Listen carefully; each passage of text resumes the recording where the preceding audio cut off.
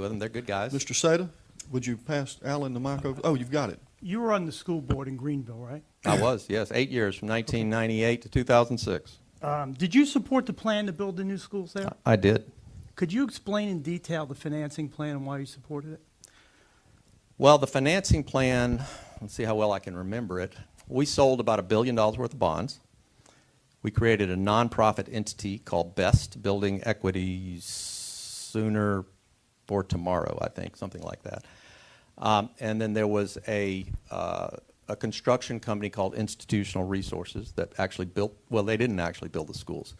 They were what we call the program manager, so they ran the program. But BEST, the nonprofit entity, actually owned the schools as they were built and contracted with Institutional Resources for Institutional Resources to be the program manager and sort of manage all the companies that built the schools.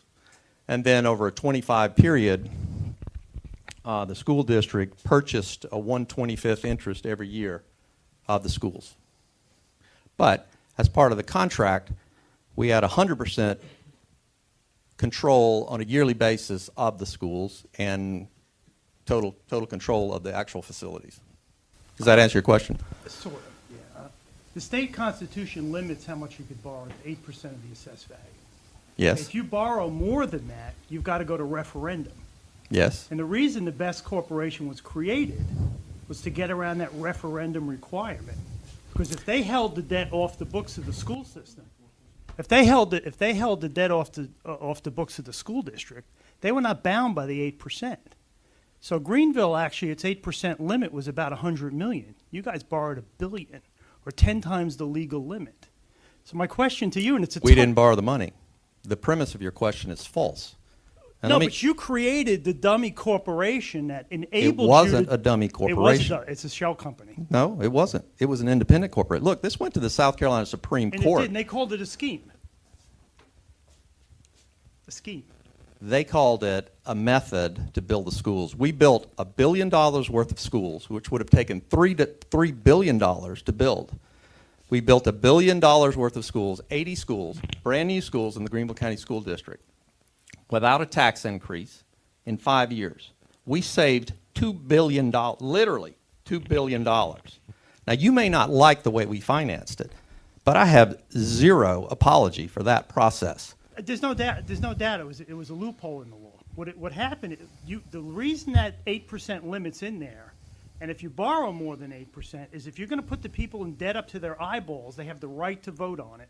Well, do you realize the faultiness? No, let me finish my point. And if you create that dummy corporation, you take that debt off the books.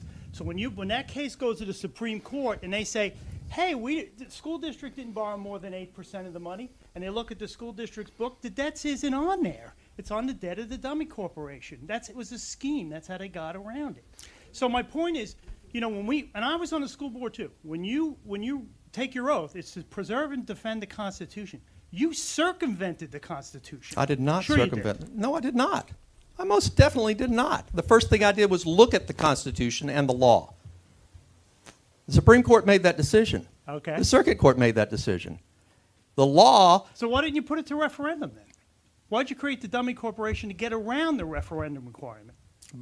It was a scheme. Well, you can consider it whatever you like. Not only that, it happened in my point, this is why they called the Greenville Plan.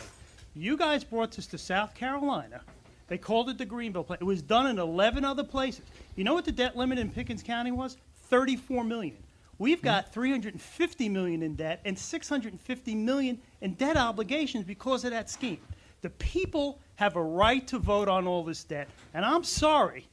I think that you were involved in creating this corporation to get around that referendum requirement, and it was replicated throughout the state.